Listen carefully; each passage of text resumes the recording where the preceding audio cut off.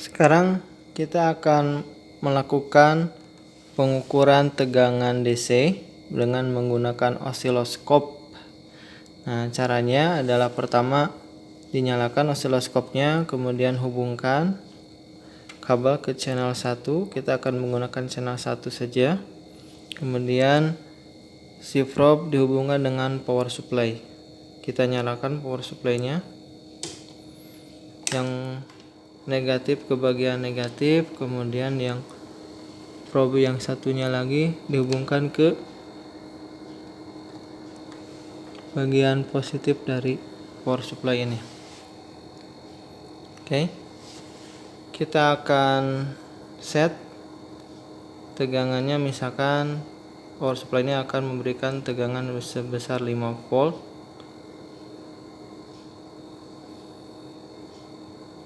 Oke, kita nyalakan.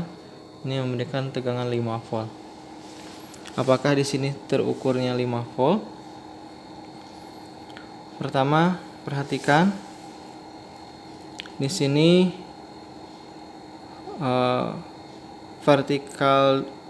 skala vertikal volt per dipnya adalah 200 volt. Artinya secara vertikal ini ditunjukkan satu kotaknya adalah 2 volt. Kita bisa perbesar atau perkecil sesuai dengan kebutuhan kita untuk menghasilkan gambar sinyal yang jelas. Kita putar ke kanan, maka nilainya akan semakin kecil. Nilai per satu kotaknya, artinya gambarnya akan semakin besar. Jika diputar ke sebelah kiri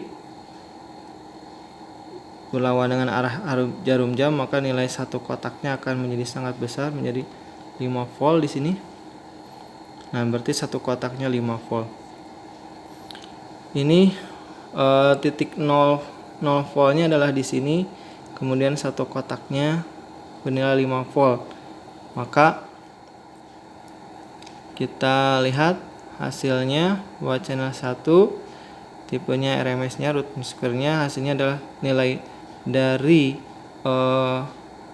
power supply kita ada sebesar 5,35 volt. Ini yang terukur oleh osiloskop, ya. Jadi ketika kita menekan measure, maka bisa kita langsung menentukan nilai frekuensinya, kemudian nilai root mean square-nya atau nilai tegangan yang sebenarnya.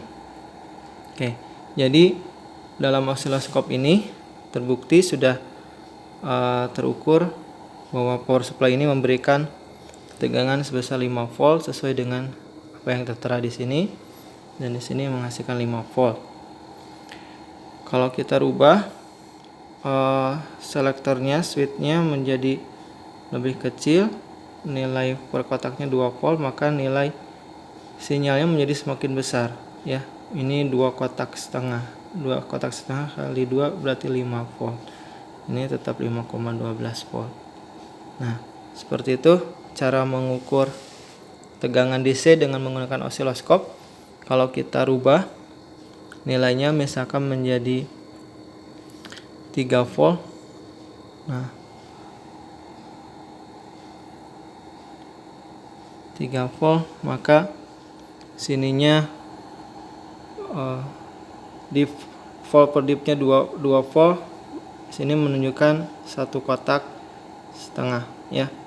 Satu kotaknya 2 volt, setengahnya berarti 1, berarti sini adalah 3 volt. Sini menunjukkan 3,8 volt.